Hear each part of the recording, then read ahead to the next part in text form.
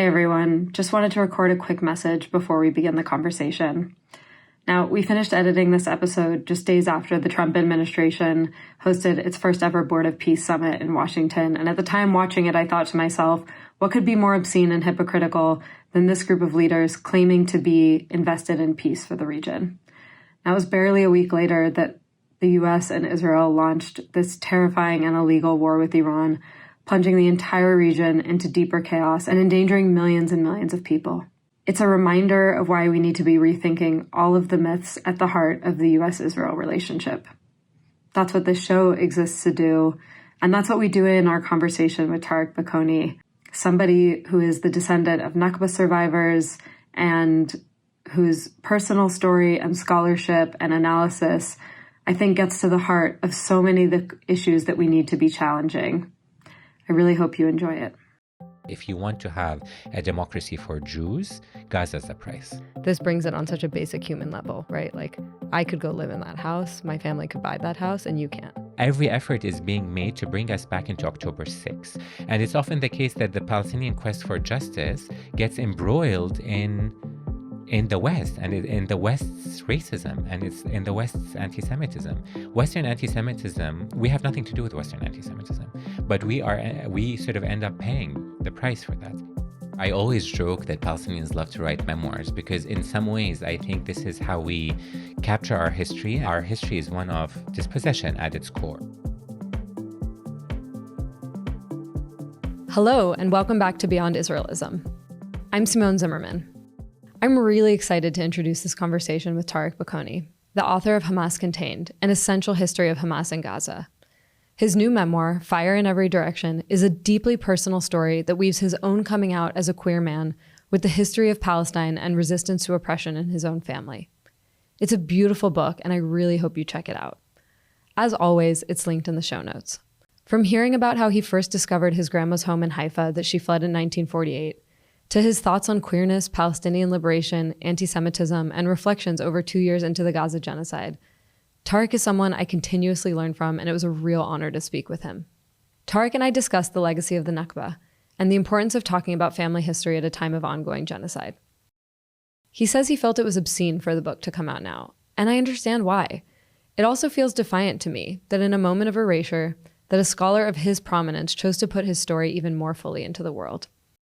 It feels like a small yet powerful act of resistance. Tareq and I spoke before Trump rolled out his new Board of Peace. Let's talk about the Board of Peace for a minute. So Trump is launching this new organization to essentially replace the United Nations. It's stuffed with Trump-aligned politicians and billionaires who are expected to buy in to the tune of billions in what The Guardian describes as a massive pay-to-play scheme. And Trump has installed himself as chairman for life. Last month at Davos, Jared Kushner, a member of the board's executive committee, presented a dystopian economic development plan for Gaza, where luxury skyscrapers and tourist attractions will be built on the rubble and bones of Gaza. Meanwhile, Palestinians will be left to languish in heavily surveilled concentration camps, serving as captured labor for the international corporations seeking to profit off of the ruination of their homes and cities. At the board's first public meeting in Washington on February 19th, Trump, Kushner, and other members of the board celebrated their vision for a new Gaza, and they reaffirmed their goal, and Israel's goal, of a Gaza free of Hamas. While Israel has recently joined the board as a member, the only role Palestinians are allowed to play in this process is as part of a technocratic committee meant to take over governance from Hamas. But its members have yet to be allowed to enter Gaza, and they don't even know if they will be able to move fully throughout the Strip, as Israel's continuing to occupy over 50% of it. Anyone paying attention and who understands the history of the occupation can see clearly that this is about continuing Israel's takeover of Gaza and total decimation of Palestinian society, including any form of independent political expression. The Gazan analyst Mohammed Shahada has called all of this a grifting scheme, meant to destroy Gaza's history and society while expanding Israeli control and encouraging Palestinians to leave. Tareq Baconi calls Israel's fixation on dismantling Hamas a red herring and a pretext for genocide. Even if Hamas were dismantled tomorrow, he wrote in 972 magazine, the genocide and the siege of Gaza, the apartheid system, and the denial of return would persist. At the same time, resistance would reconstitute itself in new forms because the condition that gives rise to it, colonial domination, remains. This feels like a new kind of dystopia, But in many ways, it's also more of the same. This is the legacy of the Israeli state, erasing Palestine to build Israel. One of Israel's most popular beaches is actually the site of the Tantura massacre from 1948. Its parking lot is built atop a mass grave. And this is what we have seen for decades of the peace process. As Baconi wrote in 972, the peace process was premised on erasing history. He describes how the Nakba became a closed chapter and ongoing colonization was reinterpreted as a security issue. All of this is happening as Israel has killed over 600 Palestinians in Gaza since the so-called ceasefire began, and the Knesset is rapidly moving to formalize its annexation of the West Bank. Of course, none of this made the news at Washington's Peace Fest. It's all so obscene and so transparently corrupt, it's hard to wrap my mind around. That it dares to call itself a board of peace is the height of chutzpah. Revisiting my conversation with Tareq really helped me stay grounded in the longer context and bigger picture of these outrageous developments. With that, here's my conversation with Tareq. Hey, Tareq. Hi. Welcome to Beyond Israelism. Thank you so much for being here. Thank you for having me. For many years, you were one of those names that I was always like, if something happens on the ground in Palestine, I want to know what Tareq Baconi thinks of this. You're a person who's writing, whose words have really been like a guide and instruction to me. I've learned a lot from your writing. I have 4 pages of questions for you. As I was preparing for this interview, you're a person who has a lot of wisdom and insight on many different topics. And so I'm excited to get into it with you. Well, I'm excited to be here. And I'm also, I just have to say that, you could have chosen to stay very comfortably in the world of academia and punditry. And this book to me feels like a real act of courage, and that in the middle of a genocide, you as a person who are, again, an expert on these issues, in this moment of profound vulnerability, have decided to show the world even more of yourself and really of your heart, is a real gift to all of us. And so, yeah, feels like a real honor to get to talk about it with you. Thank you for saying that. Thank you. I did want to start with the book, Fire in Every Direction. This is a book both about your personal queer awakening growing up in Amman. It's also a story about Palestine and of the history of the Nakba within your own family and the legacy of resistance in your own family, and about your both personal and political awakening, right? How did you decide to tell those stories all together? Well, I honestly didn't think that this was the book that I was writing. The main story that I wanted to write, which is in some ways the backbone of this book, is the love story between 2 boys in Amman. Myself and this boy called Ramzi, who was my neighbor and classmate at school in Amman. And it was, in some ways, I suspect that even while that friendship was developing, and for me at least developing into infatuation and love, I felt that this was something I wanted to capture. And I can recall that feeling even in my teenage years, that this was a story that I wanted to hold on to, and that maybe I would have the words one day to talk about it or write about it. So it had always been in my imagination as something I would do. But when I finally turned around to writing the book, I thought that was the book that I was writing. I thought I was writing a queer love story.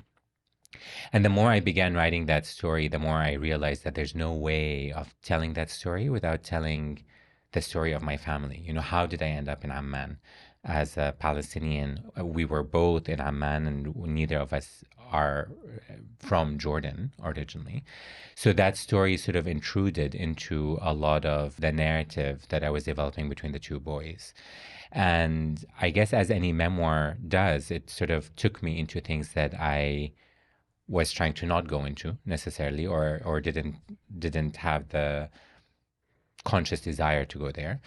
But ultimately the story expanded, and it became a story about my grandparents and their expulsion from Palestine in 1948, my parents and their flight from Lebanon in the Lebanese Civil War, and ultimately the love story between the 2 boys. So it sort of became this thing that weaved all of these very intimate and personal strands with huge sort of macro history strands around my family and their story. The title of the book, Fire of Every Direction, this refers to your mother's rage. Yes. Can you tell me about that? Yeah, so my mother was a fierce political activist when she was in her teenage years and early university years in Lebanon. So when my grandparents landed in Lebanon after the Nakba, they were granted Lebanese citizenship, which was not the fate for most of the refugees that landed in Lebanon, but the Lebanese government at the time was granting Christian refugees, or certain Christian refugees, I should say, Lebanese citizenship. And so my parents were both born and raised as Lebanese citizens. And my mom specifically was very active in the organizing in the early 70s, I'd say, around Palestine throughout her high school years and then later university years. And she was a committed activist in many ways, and someone who saw horror during the first years of the civil war in Lebanon, and ultimately herself became a refugee when the family fled Lebanon to Jordan. And so when she landed in Jordan, and this is at least my reading of it, she was someone who had faced the injustice of her own parents being expelled and not being able to go back, and being raised in the shadow of the Nakba, but herself as someone who had faced that injustice and seen how it could, go in all of these different directions in terms of violence and in terms of unexpected consequences. And so by the time she landed in Jordan, which is somewhere that's very different from Lebanon, a country that's not as political, there isn't that much space for organizing, it's much more authoritarian in some ways. A lot of that outlet for her activism and her political beliefs got quenched, or at least got forced into silence. And I think that translated, or the outlet that it found itself in, was through anger and through rage. And so growing up in Amman, I grew up in a home where different experiences of the Nakba manifested. My maternal grandmother was someone who was very silent and around Palestine, and who held herself with a certain degree of faith and religiosity. And my mom was someone who was angry against injustice and very vocal about it. And so there was, I refer to her rage as fire that was burning in every direction. And that becomes the phrase for the title of the book. So I don't know if this is when you would say you started asking these questions, but there was a scene that really struck me in the book. You're on a flight going back to Amman to visit your family right as the Iraq War is starting, and you describe that as being a time of real political awakening and transformation for you. I would love for you to talk about that, and I'm curious if that was the beginning of the time where some of these things you started to kind of pursue in a more academic kind of line of inquiry. Yeah, absolutely. I mean, for me, I trace my political awakening to the Iraq War, to 2003. Which is incredible because a lot happened before 2003 when I should have already been politically conscious, and I was already an adult. But I think that several things had happened in my teenage years, obviously, which are in the book, that the backlash of that was one where I wanted to let go of the region. I sort of wanted to distance myself as much as possible from Jordan. I felt a lot of homophobia and a lot of bullying growing up, or experienced, not just felt. And so I wanted to just disconnect from that. And so by the time I landed in London, I studied engineering, like a good Arab boy. I went into the professions, did chemical engineering, and thought that I could hide actually in the sciences and in engineering, and that I could hide from politics and hide from the region. And in some ways also, pass as a liberal Londoner. Like in some ways I wanted to completely decontextualize myself and become ahistorical, someone who could live in London without the weight of that history, and that could embrace Western values and pass in London. And I tricked myself into thinking that I could do that for a few years. Those were my undergraduate years. And then the Iraq War ruptured all of that. I mean, within a few months, over the course of the protests in opposition to the Iraq War and ultimately the war moving forward, I traced that period, or I traced my political awakening back to the rupture of that period, when suddenly I was sort of no longer just a Londoner. I was an Arab man in London. And then that the government would ignore those protests, despite their scale and despite their how long they were sustained for, and still go to war on the flimsiest of evidence. I mean, I think everything kind of ruptured. I think that was the beginning of my disillusionment with liberalism and also with Western discourses of international law and human rights. But I wouldn't have been able to articulate any of that. But on that flight, and that's the scene you're referring to, I think I started sitting with questions, and I started primarily asking myself why I had been so ready to let go of that history. Nakba. This is a word that a lot of people are coming to understand more. Can you explain to me what it is? And then I would love to ask you to read a little bit about what your family's like. So the Nakba, as just in terms of translating the word, means catastrophe. And it's the catastrophe that befell the Palestinian people when Zionism arrived on its shores. Specifically, it refers to a moment of rupture in we say 1948, it's really 1947 to 1949, when Zionist militias went throughout Palestine, massacring and depopulating Palestinian villages and essentially going through a process of ethnic cleansing, the aim of which was to turn Palestine, which was largely an Arab homeland or an Arab territory, into a Jewish state, thereby fulfilling a Zionist promise that there can be a Jewish state in Palestine. So this is specifically what the Nakba refers to, the catastrophe, that catastrophic outcome that befell the Palestinian people and created a wave of refugees, 750,000 plus, sort of dispersed all over the world. So it's really turning Palestine into a Jewish state. But when Palestinians talk about the Nakba, we're obviously referring to that moment of rupture, but really we're referring to it as something that is ongoing, that began before the State of Israel was created. So with the arrival of the first Zionist colonizers onto Palestinian shores, and all the way up to the genocide now, because we understand the Nakba to be not a singular event, but a structure of dispossession. So a structure that's aimed at dispossessing Palestinians, fragmenting them, dispersing them, exterminating them, in order to demographically change Palestine into a Jewish state. I would love to ask you, what were the stories about the Nakba that you, what were those stories that you heard as a kid growing up? Well, I mean, it was something that was always in the background, but at least for me and my family, not explicitly discussed. I don't think that I can recall, and that doesn't mean that it didn't happen, but I don't think that I can recall instances where we were taught what the Nakba meant or to really learn that history and the intricacies of that history. So at least in my childhood conception of the Nakba, it was in some ways actually also the most truthful expression of the Nakba, which is that Palestine was stolen and turned into a state for the Jews, that it was the robbing of Palestine from its inhabitants and its taking over by Zionists. And so it was something that was very emotional in the sense that we were attached to this homeland that we couldn't reach, that this was our home and we couldn't get to anymore, because of this presence of a colony, or the presence of another state that had been built in it.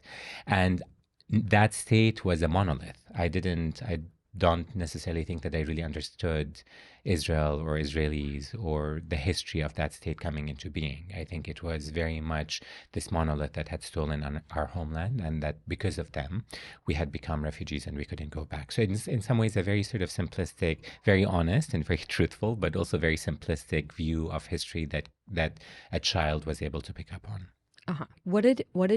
Did your grandma talk about Palestine and her childhood there?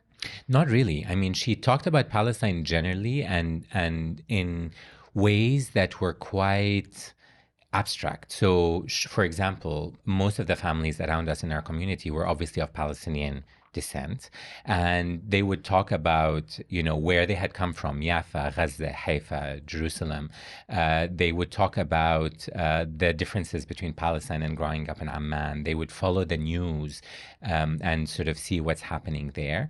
But I don't think that I've ever, until I started asking questions later on in life and began to develop a curiosity about my grandmother's upbringing and life in Palestine, and ultimately sort of after she passed away got hold of her diaries, I don't think I ever really heard her speak about Palestine or about her life in Palestine in a way that was sort of given. If I asked, she would answer, but I don't think she was ever someone who would just reminisce about her life in Palestine. I think the more I sit with my grandmother's sort of silence and her faith, the more I see it as a result of an inability to go back to those years, a sort of a fear. I think the Nakba was, and the years leading to the Nakba were very frightening for her. I think she always had, this deep-seated fear of Zionists and what they had done and what they could do. And I think she had just sort of put that behind a closed door and didn't really touch it. Wow. It's kind of amazing. I'm also just thinking about like the context that we're in right now, in which like so much Palestinian history and literature has been physically destroyed in Gaza. But the fact that you have these written you have so many written archives of your own family story is like such an amazing thing. And you recreate it so beautifully in this book. Yeah, and I think this is actually a Palestinian story in the sense that for I always joke that Palestinians love to write memoirs, because in some ways I think this is how we capture our history, and we turn these things that are narrated and ephemeral into something physical, and we create these artifacts or these forms of documentation that are able to hold our history, because I think that our history is one of dispossession at its core, and so everything that holds our lives, the archives, cultural outputs, a lot of that is destroyed and lost and is no longer in households and in families. And so I think that we're in a situation where we're always trying to obviously transfer this knowledge across the generations, and I think that happens in ways that are conscious and subconscious, but also surface this knowledge, excavate it within our own bodies, and try to document or try to make it present. So I think oral tradition is very deep in the Palestinian history. That is very clear and helpful. I'd love to ask you to read. You have a scene about what your grandma's life was like in Palestine before 1948. Mm-hmm. And you have a scene about their expulsion as well. Yes. So I'd love to ask you if you could read a part of that. Yes. So this is one of the chapters in the book recounts or tries to construct the night of my grandmother's expulsion from Haifa in April 1948. And it's based on stories that I pieced together. I never got the full story in one go. And so it's constructed through her diaries and through some of the stories that I heard from her and other members in the family. But I'm reading the end of that scene. It's quite a lengthy chapter. The fear that had permeated the neighborhood since Deir Yassin suddenly had a face. For all the wavering minds, like her father, the message those massacres sent became clear. The price for staying put was too high. Eva, my grandmother, had never seen her father like that. The calm soul, the gentle leader of the parish, the steady patriarch of the family, had gone out the door and returned a few minutes later, a primeval shadow of himself. It's a frightful sight to see loved ones reduced to their most basic selves. Pack up, we're leaving, quick, he screamed, jolting Eva out of her shock and back up to her bedroom. I see her hands tremble as she reaches for the Bible and the crucifix, her most treasured items, the two objects that had made her room in Haifa feel like the one she had left in Jerusalem. What else does one pack when confronted with such madness? Perhaps a week's worth of clothes, a light sweater as well, for the morning and evening chill. She would be back long before winter. Yalla, Harry, we're leaving now, my great-grandfather shouted from the front door, where he stood with the bag that had long been prepared, the bag now fulfilling its purpose. She saw her sister and brother run past her room with a suitcase each, followed by her mother, who rushed in and pulled a few more clothes off the hooks and into Eva's suitcase before slamming it shut. She grabbed her hand without any kindness, Tata would recall years later. No kindness, just haste, she told me, as if that slight was more offensive than the loss of her home. Eva tried to steady herself against her mother's pull as she exited the house and paused in its jasmine-lined entrance. Just beyond the gate, people were rushing toward the waterfront, their faces contorted. She looked back as her father locked the door and put the keys in his pocket. Oh good, she thought, he's shuttered the windows. In the crash, she lost her bearings, and before she knew it, she was huddled between her older brother and sister in a fisherman's boat. It's a really beautiful and heartbreaking scene. There are so many families right now who have gone through that exact same feeling. It also, to be honest with you, I also feel like listening to it, there's something about, like, the story that we have in the US. I'm thinking, even in my own family, right? These are the stories that I heard of that very same time are stories of refugees from Europe sneaking in to that very same port, right? Or not just refugees, like settlers coming in from Europe and kind of coming in through that port. And that being, there was something that I experienced, like, reading that scene for me that made me really, like, be able to envision the process of literally swapping one group of people for another in these very neighborhoods. And obviously, like, the story of your family are stories that we just don't hear enough here in the US. Yeah, and I think that often that the plight of Jewish refugees fleeing European anti-Semitism and the Holocaust is often used as an excuse to justify the colonization of Palestine.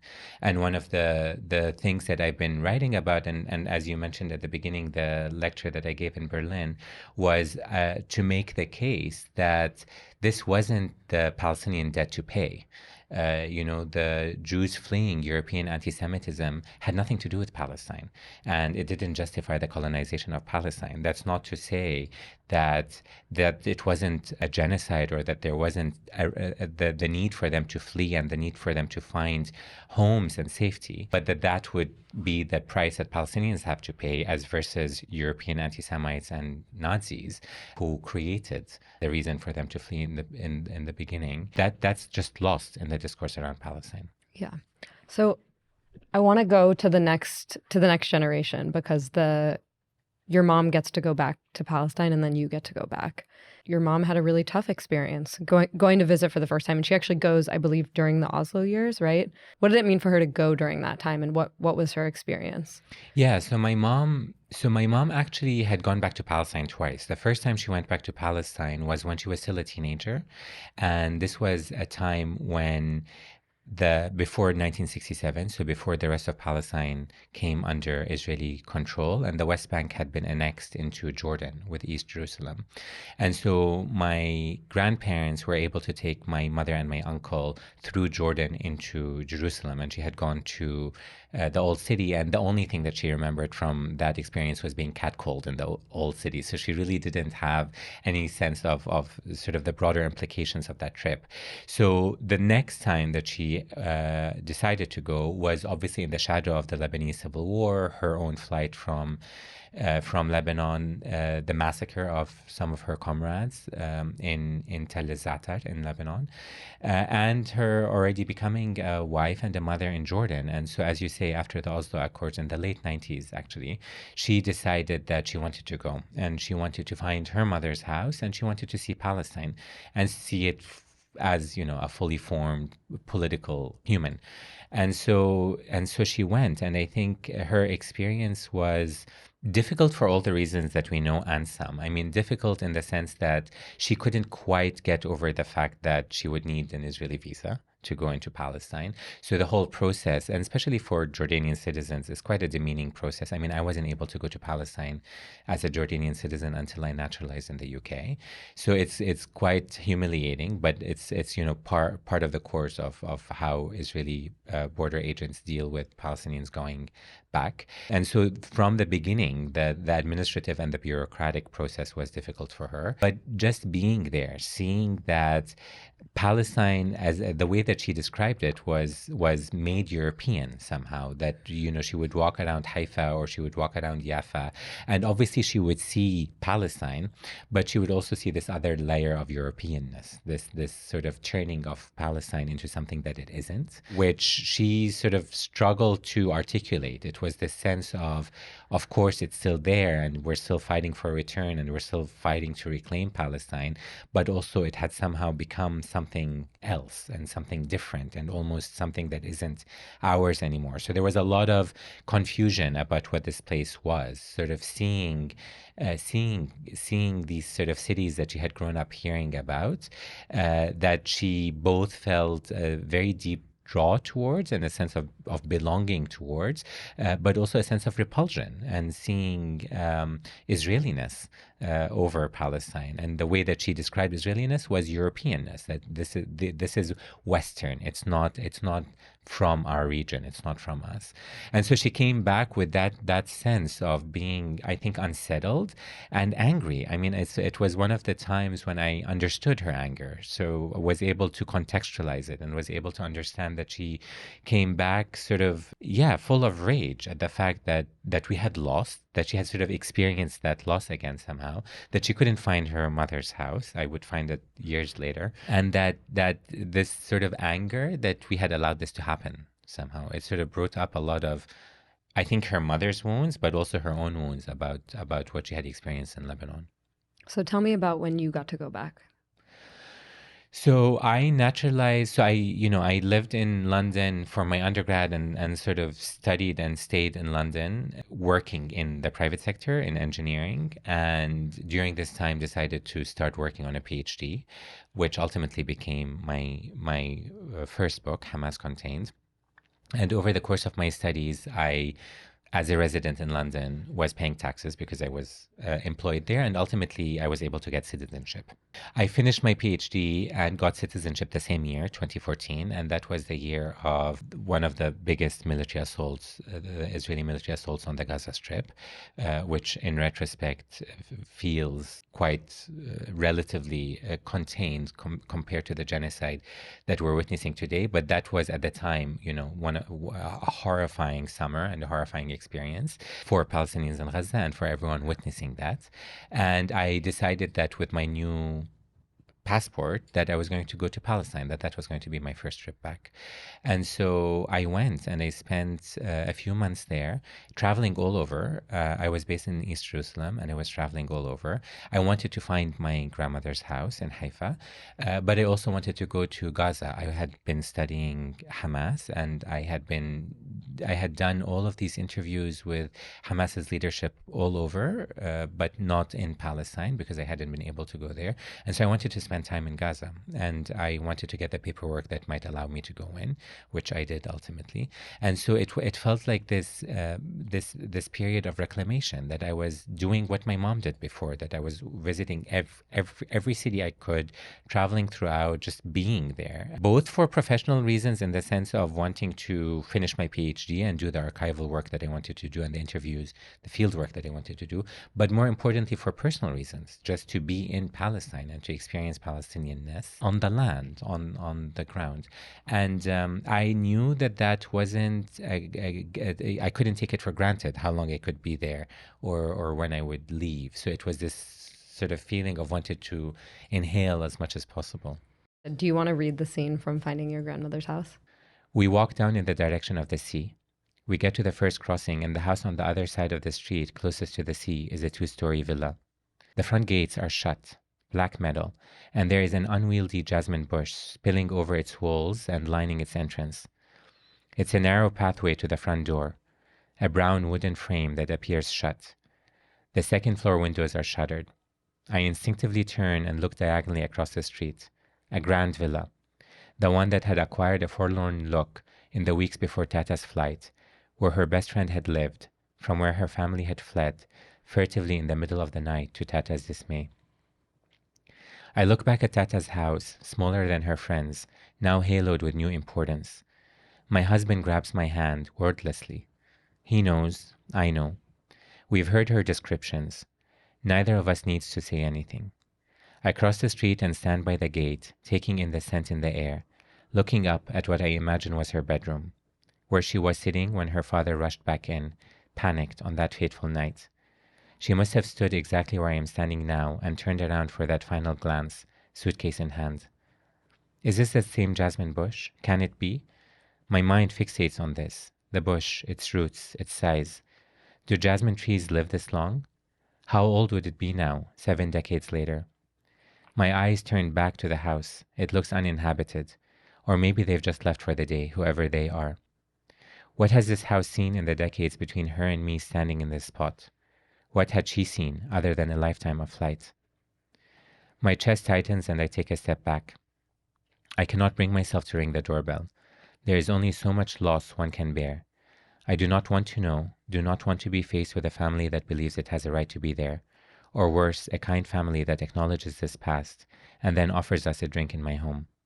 I want to imagine it empty, loyal, waiting for our return. I want it to exist outside of time, as if everything stopped that April. Their presence or absence is irrelevant, I tell myself. This is about her, about Tata, about me stepping through that fracture that ran along this entrance, physically reconnecting our histories.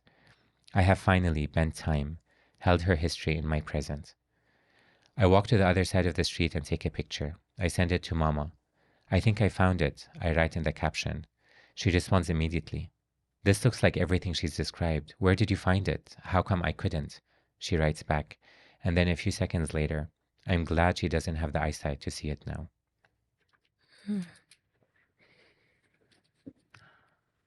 So did you get to tell her about it? I did get to tell her about finding the house, and I got to tell her about finding her school, which I hadn't been looking for. And I had been walking around Haifa one day, and I found this building that had been turned into a museum, and the plaque at the front said that it had been a school, her school. And I told her about that, and I told her about how incredible it was that she made that walk, or she made that journey. She walked twice a day from her home to the school, because it was quite a steep incline to get up. So we sort of went through the memories of that time and of her childhood. But I think she just sort of took it in. And I don't think she could quite understand how I had gone back. I think in her mind, it was a place that was inaccessible. I think for her, it was a frightful place. And so she couldn't quite, I think, understand how I had gone back and was still safe, and safe enough to sort of come back and tell her about it. So you've actually now spent a lot of time there since then. So what has it been like for you to get to develop a relationship with this place that, I mean, I think for me, what just, again, like gets me about both of these scenes is this, as a person, again, like as a person who's been able to spend so much time in that place and visit very freely, summer there, semesters there, whatever, as both as an American and a Jew, the kind of access that I have had to that place to get to know it and to feel that it's really built for me. The injustice of like my ability to do that and your inability to do that lays plain so much of the injustice that is what we can talk about in these really abstract ways. But I think this brings it on such a basic human level, right? Like I could go live in that house, my family could buy that house, and you can't. Yes, and I think that's at the heart of it, actually, that this land, our land, services people not of that land, and they have the right to go there whenever they want, and we can't. I mean, I think my experience in Palestine, I moved there in 2018, and for me it felt like a way to exercise my right of return, so that I would go back and I would make a life there and I would develop roots, and I would go through an act of reclamation as sort of a very conscious act that I am now moving myself there. And it was an incredible experience. I mean, living there for a few years was very powerful, politically and personally. And I was very grateful for being able to do that, and also understanding that most Palestinians can't. They don't have the right to return, and they don't have the ability to move back. In many ways, my return was a privilege because I had acquired Western citizenship. And so that injustice, that discrimination between Western Jews being able to go back and not only go and live there, but even just hold it as a fantasy. So many American Jews live here, but hold it as, this fairy tale land that they can go to and summer in, that they don't even want to live in, but they want to maintain their right to go there at the expense of the indigenous inhabitants, is what apartheid is. This is what it is. It's creating a legal structure that serves one set of people over another. And even my own privileged return was time bound. I lost that privilege when my permit was no longer updated or renewed, and I had to leave after a few years of living there. And I haven't tried to go back in. I want to ask you about what return means for you as a political project and ideal. And I also, part of what you write about in the book is return, or that I've also heard you speak about, is return and queerness and the connection between those things. So yeah, I'd love to hear you talk about that. Yeah, I mean, return politically for me is very simple. It's every person and their descendant who were expelled as a result of the Nakba have a right to go back to their homes.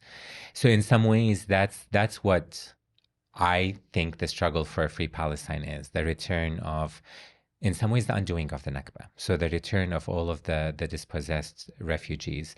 Until that can be achieved, and I very sort of firmly in my core believe that it will be achieved, but until that can be achieved, return for me becomes a way of political being in the world. So the insistence on the right of return and the imagining of return. So the imagination is a big part of this. It's how do we, each of us, imagine and enact return in our daily lives, in our daily rhythms, in our daily thinking and political agency in such a way that it will eventually be actualized. And what that means is also a return to a Palestinianness, to a sense of identity that is not just a cultural identity, but a deeply political one, and a political one that extends beyond Palestine. So for me, when I think about Palestinianness, it's a commitment to justice, and it's a commitment to decolonization, to dismantling structures of power that are discriminatory and that are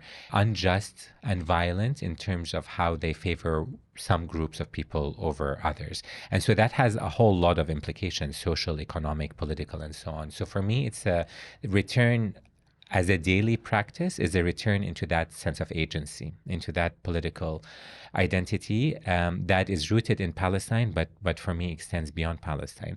And so queerness is a part of that. I think it's how I think about all of these things that are demonized, all of the, whether identities that are demonized or places that are demonized or discourses or narratives that are demonized. So in some ways, I think I actually came into my Palestinianness through queerness. It was what queerness was my entry point into understanding that some of the hegemonic narratives that we live in are deeply unjust and deeply problematic. And if we take them as face value, then we're accepting something, we're accepting a certain level of violence. We're accepting a certain level of discrimination. And actually, they're unstable hegemonic narratives. They can be challenged and they can be contested and they can come undone. That recognition for me was, as a queer individual who's challenging the heteronormative patriarchal society I came in. So that was my entry point into sort of becoming politicized as that kind of creature, and then taking that into Palestine. So the two for me are very interlinked. The way that the narrative, certainly a Zionist narrative in the West, demonizes Palestinianness, and that hegemonic narrative comes with power and comes with sort of forms of discrimination, and how that has to be completely challenged and dismantled for real justice to come through. That for me feels in some ways like a very queer project. I was going to ask you why you think that there are so many queer people in the Palestine movement, but I think you really just answered it. And it's interesting, like in the in the Jewish anti-Zionist movement, I hear a lot of stories of people describing kind of coming out as anti-Zionist and coming out as queer as kind of parallel experiences. And I think, I mean, it seems to me it's like for the very reasons that you just described, which is like rethinking hegemonic narratives, rethinking narratives that demonize and exclude and push people to the margins. Absolutely. Absolutely. And I think for someone who comes from a Zionist background, I can see how that kind of coming out, quote unquote, would have resonances. Yeah. So I want to ask you, a big part of this book is actually about your experience growing up in Amman, these narratives and kind of norms, right, that shape your upbringing, ideas about masculinity, ideas about what it means to be a good Christian. And you write about the way that those norms really weigh on you and kind of coming out in a homophobic society, or really that you have to leave that society in order to feel free to do that. It felt to me like airing dirty laundry. This is, I don't know if you've, like, this is a term that we talk about like in the Jewish community, right? I get a lot of criticism for being a person who's like aired the dirty laundry of my community. These are things we're supposed to keep inside. We're not supposed to talk about them in public. And I'm curious, like, for you, what it's been like to do that. You wrote a book. This is a book in English. It's being published in the US first and foremost. One of the most common slurs that is like thrown at queer pro-Palestine activists is like, go to Gaza, they'll throw you off a roof, right? I mean, this is the kind of like the homophobia and the anti-Arab racism that gets so melded in this conversation. You know all of that in this context, and you're writing for an audience that is kind of steeped in those narratives. And I would love to ask you about how you thought about like the kind of risk and responsibility of telling the story that you told in this moment. Yeah, I think that's a very good question. I mean, airing dirty laundry is difficult, and it comes with a lot of risk, especially airing it, as you say, in English, and airing it in a place that is racist and Islamophobic and that is anti-Arab, and that will turn a lot of what I say into a reductionist trope that would reinforce racism. So I'm sort of aware of these pitfalls. I'm also aware of the pitfalls from my community itself, this sense of always wanting to put on this shiny facade or this polished facade to sort of present themselves as something other than they are. So, I mean, I guess I'll say a couple of things. One is that I feel very strongly that sometimes the silences are very destructive and violent and need to be shattered. So I land in the place of airing dirty laundry. I think that that's something that's very healthy and cathartic and important. And I think the lack of air is something that is stifling and claustrophobic. And so I do think that it comes with a certain degree of risk, setting aside the fact that it's in English and it's coming out in the West. Just the airing of dirty laundry has a lot of risk because it challenges, as we said, hegemonic narratives and vested interests. But I think that's the only real way that change will happen. I think that's where revolution starts for me. It's the unspoken, I think, that's restrictive and that sort of oppresses people. And I saw it in Amman, in everything. You know, queerness doesn't exist. It's scrubbed. It just doesn't exist in the public discourse. But of course, there are queer people. But those silences are violent. So I think it's important to go there. So whatever community is sort of hiding things, it's hiding in shame and it's hiding in all of these judgmental values that I think should really be challenged. So I think I'm a proponent. I would have never described myself in that way before until you asked this question, but I think I'm a proponent of airing dirty laundry because I think that's productive and I think that can create space. Now, specifically for this book, of course, I'm aware that it's coming in English in a Western racist society, and I'm aware of the tropes of pinkwashing. And it was a very difficult thing for me to navigate. And one of the ways that I did that was to sort of think about who my audience for this book was and how the technicalities, how I write this book. And for me, as I said at the beginning, this book at its core is a book about a friendship between two boys in Amman. And so the recipient of the book for me was that other boy. And so I tried to write this book as if I was addressing only him. And for me, the readership, Western or non-Western, but the English reading readership is experiencing voyeurism. They're looking at this exchange that's happening between me and that boy. And that technical structure of the writing allowed me in some ways to hold the gaze of my counterpart and not to try to explain or placate or translate the self to a Western reader. So I think there's sort of a technical, which was a very conscious decision in the writing. But I also am aware that pinkwashing works on reductionist tropes. So I don't know that this book can fall into that trap because it's such a deeply political book about the Nakba and about return that, pinkwashing survives on this idea that, Tel Aviv is a haven for gay people, and these gay people are decontextualized. They're removed from their political agency, and they're reduced to being queer individuals who are given protection by a Zionist state.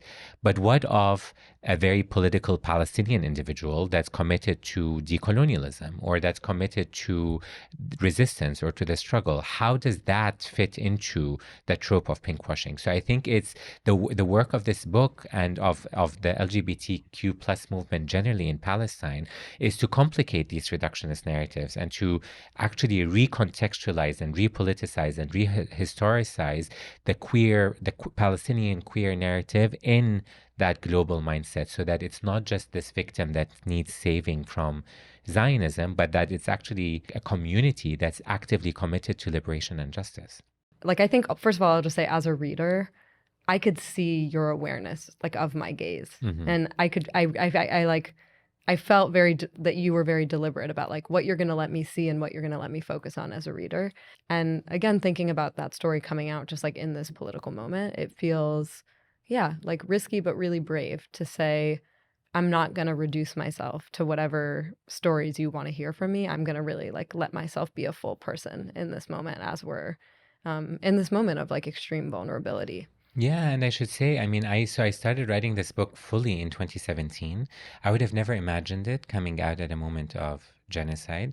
And there was something that felt to me obscene, actually, about a memoir about an individual story coming out at this moment of collective suffering. And I understand intellectually that this book is a book about the Nakba in some ways, and the genocide is a continuation of the Nakba. So I understand that this is about what we're witnessing today, but also that there is this sense of complete disassociation. How can life continue normally while there's a genocide that's ongoing? How could I be talking about my personal family history when families are being exterminated? And I don't know that I've resolved that. I think that it's just the timing of this book has happened to emerge in this moment.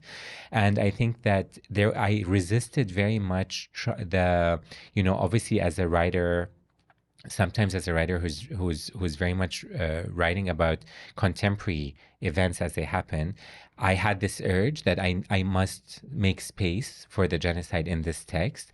And I resisted that because it felt like, I could talk to you and to others and write analytically and academically about the genocide, and I do politically. But emotionally, I don't know how this genocide has changed me as a human. I don't know how to write about it yet. I think that the only people who have been able to write about it are poets who have been able to break out of prose and help make space that can mirror the rupture that we're seeing on this sort of global level and the sadism and the violence of this genocide. I haven't been able to write about it. And so it felt like I just have to accept that there's a certain dissonance that I'm living in now. We all are in any everyday act that we do while we know that there's mass extermination happening, and that this text is just existing on a different temporality. I want to ask you something that probably is somewhere in between the personal and political, which is I recently stumbled upon a piece that you wrote in the New York Times in, I believe it was July of 2023. And it was I think the title is a tale of... A Tale of Two Invasions, I think. A Tale of Two Invasions, that's right. I have a quote from it that I thought I would just read. That you wrote, these are two separate quotes from the piece, but you said, Israel turned this military approach perfected in the Gaza Strip onto the West Bank as it cordoned off the refugee camp in Jenin, pummeled it from the air and the ground, and destroyed crucial infrastructure for water and electricity as a form of collective punishment. And you close by saying, the residents of the Jenin camp, some of whom had fled from their homes in what is now Israel in 1948, are refugees once again, and some of the toddlers who were in the camp in 2002 are now the young men of the Palestinian resistance.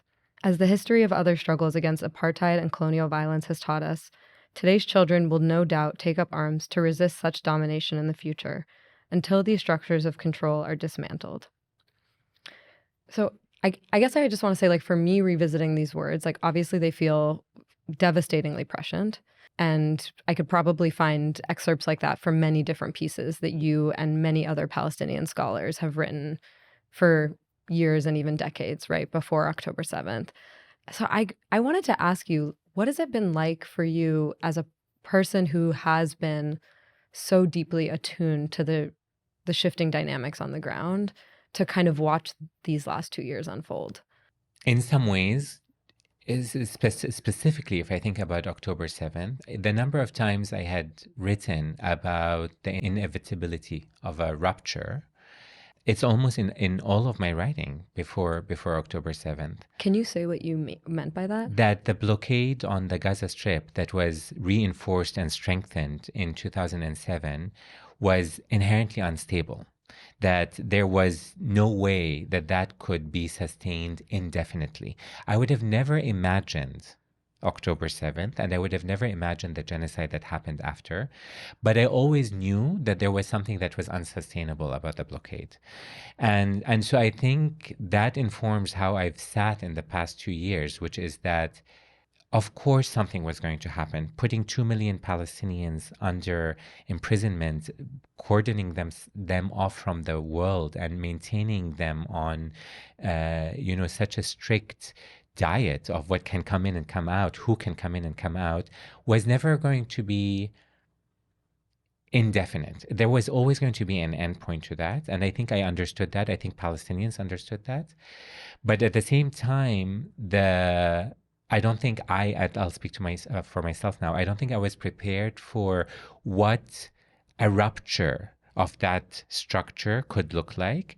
And more importantly, I don't think I was prepared for how ideologically committed Israel's allies, Western allies, are to its project of genocide.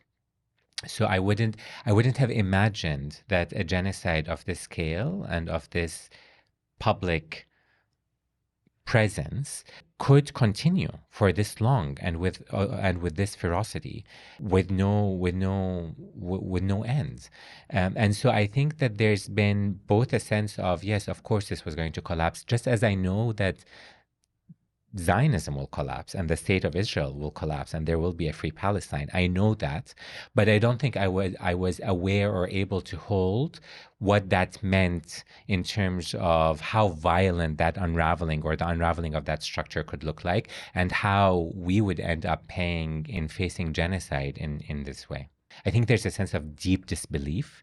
I think there's nihilism. I think there's rage. And I think there's just unending grief that we as humans have allowed this to happen. There obviously is Gaza and its people, and we will rebuild, but there is the sense that something has been eradicated. Do you want to say anything about your choice to kind of like what that resonance and what that symbolism of Gaza means for you? Why it became the kind of subject of your academic pursuit? I'm happy to, yeah. I think the reason why I became obsessed with Gaza as an intellectual, but I think also as an emotional obsession, is because I understood it as the extreme of what Zionism wanted to do in Palestine. I could look at the Galilee in 48, I could look at Ramallah or Jenin, and I could see that Gaza was actually the product of what Zionism wanted to do in Palestine, which is to put as many Palestinians as possible in as close an area, as closed off and as small an area as possible, and to demonize and to sort of justify everything that it was doing, obviously using the rhetoric of security, but to essentially demonize an entire population. I mean, Gaza became synonymous with Hamas, became synonymous with terrorism. And so the blockade somehow becomes this rational thing that a democracy would do. And I could see how there was a Gaza throughout Palestine. I could see how that model was one that was replicated, and it was the underbelly of the so-called democracy in Israel, that if you want to have a democracy for Jews, Gaza's the price. And this is something that you see to varying degrees throughout. You see it in the Galilee and you see it in Ramallah. But in Gaza, it's as clear as it can be. It's just there. There's no hedging around it. You just see exactly the blueprint of how Zionism deals with Palestinians. And as I've written before, the genocide is a continuation of that. That if these Palestinians cannot be imprisoned and subdued and pacified indefinitely, they will be exterminated.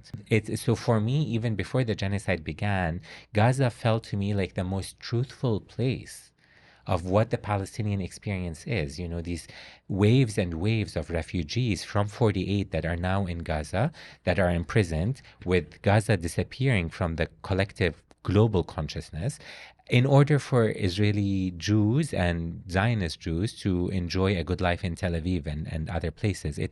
You cannot look at Gaza and not see the colonial ideology at the heart of Zionism. And so for me, it became the linchpin, it became the anchor point of Palestine. And it's also because it became the anchor point of resistance. This is where the birthplace of resistance for decades has emerged from. I think it's because of that concentration of what Zionism means in Palestine. I guess I want to skip ahead to the ceasefire. Like, I'm curious what you're making of this post-ceasefire moment. And do you think that, I mean, this thing that you talked about, you had this phrase that I've heard quoted many times, like this violent equilibrium that existed between Israel and Hamas, this idea that Israel can just mow the lawn, so to speak, every couple of years, right? I mean, what they've done now is decimate the entire place, but while Israelis kind of continue to enjoy a normal life. Do you think that the situation can go back to that? What do you think is going to happen now? I mean, I don't think we are in a post-ceasefire. I think that there's no ceasefire. I think the killing of Palestinians is continuing both through direct fire and bombing, but also through indirect killing, which is through starvation. People don't have places to live. Palestinians are still dying en masse. So the genocide is ongoing. There's no ceasefire. There's a discourse of cessation of hostilities in order to start moving into bringing in an international stabilization force, starting reconstruction, doing all of the things that these sort of great powers are talking about doing, but the reality on the ground is still a reality of genocide. And so I think it's important to focus on that and to make sure that our demand is still a ceasefire, as in an actual cessation of the killing of Palestinians and the entry of enough goods and material and emergency aid in order to get Palestinians to deal with their injuries, many of which are life-threatening injuries, and their general healthcare and education, to sort of bring Palestinians in Gaza back to any semblance of normalcy. That's what should be our demand, continued demand today. So we're not sort of in this post-ceasefire moment, but I think that every effort is moving us in the direction of going back to exactly what you say, which is to put Palestinians back into this mode of continuing to exist in some form of autonomy under overarching Israeli control. And that's always going to be a violent existence. So that's a violent equilibrium. But every effort is being made to bring us back into October 6th, into sort of reconstituting some semblance of life in Gaza eventually, when the Israelis deemed the genocide to have fulfilled its purpose, and maybe even talking about recognition and Palestinian statehood, but all of that will be shed of its politics. It will all be about maintaining some semblance of Palestinian life without actually challenging Israeli apartheid. And I think that all of these efforts will fail in the same way that we knew that the blockade was not sustainable, even if we couldn't imagine quite how it would fall apart. We know that the end result of avoiding the Palestinian political questions was October 7th, and it will be something else in the future, because that's a reality. There will be resistance until these structures of domination are dismantled. So I think every effort will be to put us back into October 6th, and whatever structure emerges, however we talk about it, recognition, Palestinian statehood, international stabilization force, two-state solution, peace process, all of it will fail unless we deal with the political drivers at the heart of the Palestinian struggle. The right of return being the fact that Palestinians have the right to self-determination in their homeland and having actual sovereignty over Palestine. So I'm thinking about what it would mean to help move forward those commitments abroad. And we're having this conversation here in the US, obviously, where one of the biggest obstacles to building popular support for Palestinian liberation is the accusation of anti-Semitism, right? And I think a lot about this speech that you gave at this conference in Berlin that we were at together, and I just want to read a little excerpt from it. You gave this talk about all the ways that Palestinian advocacy and resistance have been rebranded abroad as anti-Semitism, and the way that Holocaust memory is used to kind of squelch and change the topic, right, away from legitimate Palestinian claims. So you talk about, the IHRA definition and anti-BDS legislation, and you say, so what does all this mean for Palestinians? The answer is simple. It doesn't. In this equation, in these calculations, Palestinians are nothing more than a backdrop, silent at best, a nuisance at worst. I sometimes find myself thinking that Palestinians are just the canvas against which Jewish psychodramas play themselves out. I use that term. I just think back to that term a lot. I'm curious what you meant by that.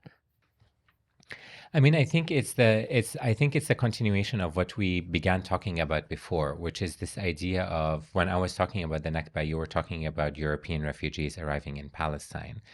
That sort of split screen is used to justify Palestinian dispossession, so that the Palestinian experience on that split screen is completely erased, and the only screen that matters is the rights and livelihoods of Jews.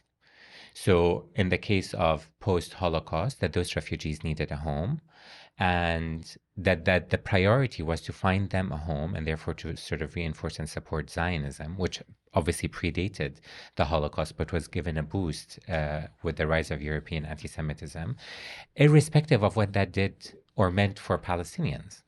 And that is the heart of something that we continue to see recreated today, which is that there's a whole discourse around, Jewish students feeling intimidated or threatened on campus when there's a genocide that's happening. And it's as if their feelings of being confronted with a kofiyah or being confronted with a Palestinian narrative is more important than mass death that is being recorded and seen. It's not that we don't know that it's happening.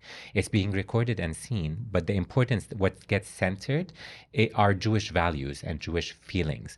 And so in some ways, in much of the Western imagination and much of the Western discourse, Palestine is either acceptable collateral damage, as in, yes, there's a Nakba and it's fine because we needed a Jewish state, or completely absent, completely erased. And so a lot of the work that Palestinians have to do is to sort of overcome that erasure and to position ourselves as we are, as political agents that have our rights independently of what Western powers might owe its Jewish communities, or how it sort of thinks about its past of anti-Semitism and its present of anti-Semitism. And it's often the case that the Palestinian quest for justice gets embroiled in the West, and in the West's racism, and it's in the West's anti-Semitism. Western anti-Semitism, we have nothing to do with Western anti-Semitism, but we sort of end up paying the price for that. Well, and at this point, I would say Jews are also paying the price for that, because another collateral damage of the whole way that anti-Semitism has been weaponized against Palestinians is that there's been this, to my mind, terrifying emboldening of, as you just said, deeply racist, but also deeply anti-Semitic movements. These movements that are willing to kind of trash democracy, that are willing to trash all of the not just the international human rights system, but in the US, of course, like all of the liberal institutions and norms that are what have made Jews safe and well off in this country to begin with. And we're now in this interesting moment, and I'm curious, like if you'd be willing to reflect on this with me, where we have this strain in the MAGA movement, but I would say also in the global far right, where, you know, for many years, and I think you've spoken about this, we had a lot of the kind of racist authoritarian movements around the world. They have a deep affinity for Israel because Israel is this model of racist domination and exclusion that they would like to practice in their own countries, right? I mean, India, Hungary, we know that there's this like global network of countries that really look to Israel as a model. There's also this new development, or I would say a strain that is gaining a lot more prominence, where members of the global far right are actually using this moment of anti-Israel sentiment and rage at Gaza to actually, you know, in the US, of course, they're calling for, they don't want America to fund Israel, but it's because they believe deeply anti-Semitic ideas about Israel and Jews occupying and controlling our government. And they're using the kind of genuine, grotesque horrors that we're seeing coming out of Gaza and that Israeli soldiers are committing to kind of fuel these anti-Semitic ideas about Jews as these kind of evil demons and the like. And I've heard arguments. I don't think this is a widespread phenomenon by any means, but we're definitely hearing some people make the case that the Palestine movement should take any allies it can get. And I'm curious for you as a person who's like been articulating in this conversation, so much of this is about a liberatory politics broadly. Like, what do you, and of course I should say, this is a movement, these white Christian nationalist movements are also deeply sexist, deeply homophobic. What do you make of this phenomenon? Well, I mean, first I want to say that towards the beginning of your question, you sort of talked about Jews also being threatened by some of these developments. And I think that it's, for a long time, it's been clear to many that Zionism is deeply intertwined with anti-Semitism and deeply intertwined with white supremacy. And I don't think it's surprising at all to see genuine anti-Semites in sort of the traditional tropes of anti-Semitism becoming bedfellows with Zionists. And we saw that very strongly at the time of the speech that I gave was the first Trump administration. And the focus was on anti-Semitism in the sort of the perceived anti-Semitism of slogans like Palestine will be free, river to sea. And the actual anti-Semitism, which was at the heart of the American administration, was sort of completely dismissed as not real anti-Semitism, or that's, you know, just so Zionism was in some ways more important than fighting traditional anti-Semitism, even after attacks against synagogues happened here. And so the intertwining of Zionism and anti-Semitism, I think, is something that many members of the Jewish community are maybe not openly attuned to. And I worry that the impact of that is more exposure to them of actual anti-Semitism. It's almost like in their commitment to Zionism, many Jews are opening the door for genuine anti-Semitism to be resurgent. And I think that this is something that is deeply sort of important for organizers and activists in the Jewish community to sort of organize around and educate around and raise awareness too. And I think it's connected to the other part of your question around these splits that are happening within the MAGA movement, because I think that Zionism has tried to position itself, certainly in where we're sitting in the US, as something that might have a liberal veneer, this sort of idea of liberal Zionism.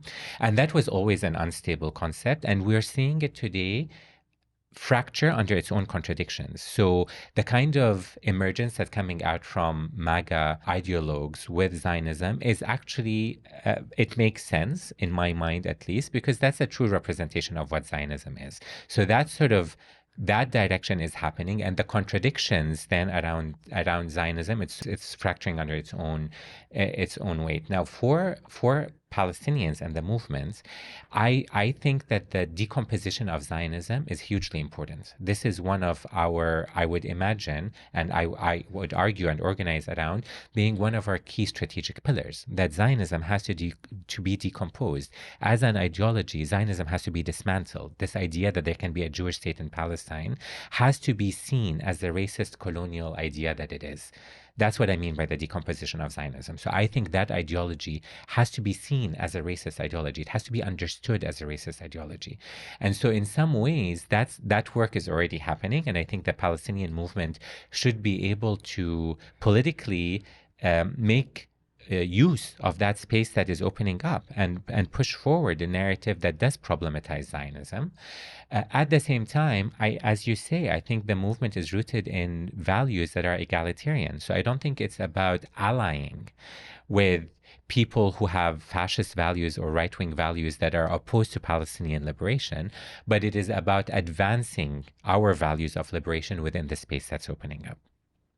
Well, I guess I just want to close maybe with one more just ask of you, which is, what can those of us, like, are there any specific things that you might want to instruct those of us abroad who are thinking about building liberatory movements and toward the liberation of Palestine? Like, what are things that those of us abroad should be thinking about or doing right now? I mean, I think of it as a Palestinian, and my sense of organizing and my sense of working with activist groups is really to go back to the basics. What are we talking about when we're talking about a free Palestine? We're talking about freeing Palestine in the whole as a unit with territorial integrity, so liberating Palestine from the river to the sea, and about pushing forward this narrative of emancipation that centers Palestine at the heart of many of the struggles against white supremacy and racism that exist elsewhere. It's so clear to me that you are a person who is committed to liberation. You're a person who's committed to justice and liberation for all people. That's what's at the core of these commitments for you. And again, when we're talking about what are the psychodramas and what are the lenses that kind of impose themselves on this conversation, like, of course, you just said river to the sea, and that's like one of these phrases. I mean, again, for me, I grew up in a community where, like, Israel from the river to the sea was, like, obvious, you know, that. So there's obviously, like, the hypocrisy in that, but I think still for a lot of people, it's hard to hear you say river to the sea and not go immediately to, like, a fear place or a fear of exclusion. So I guess maybe I would love if you could talk about, like, what is that decolonized vision for you? I mean, I think when we think about a Palestine that's colonized, Palestine has been colonized from the river to the sea. As you said, that was a vision of your community. And freeing Palestine is undoing colonization. So it's reclaiming the entirety of our homeland. Right now, our homeland is one that's essentially been hijacked by a racist regime. There's a regime that gives rights to Jews and that dispossesses and kills and oppresses non-Jews. And for me, a liberation of free Palestine is the dismantling of that regime, is the creating of a new future in that land, in that space, that allows for justice and freedom at the heart of that new polity, and that governs all of the inhabitants of that land, from the river to the sea, everyone being in a state of equality.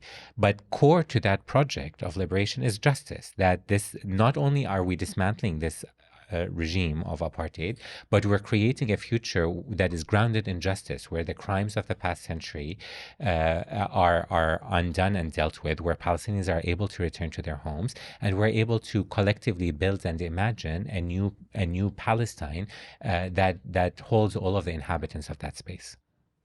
I just really hope that we will see that, and I'm really, really grateful to you for being a person who is a teacher and an instructor for so many, and it's been really wonderful to get to think and to learn from you in this conversation. Thank you, Simone. Thank you. I appreciate that.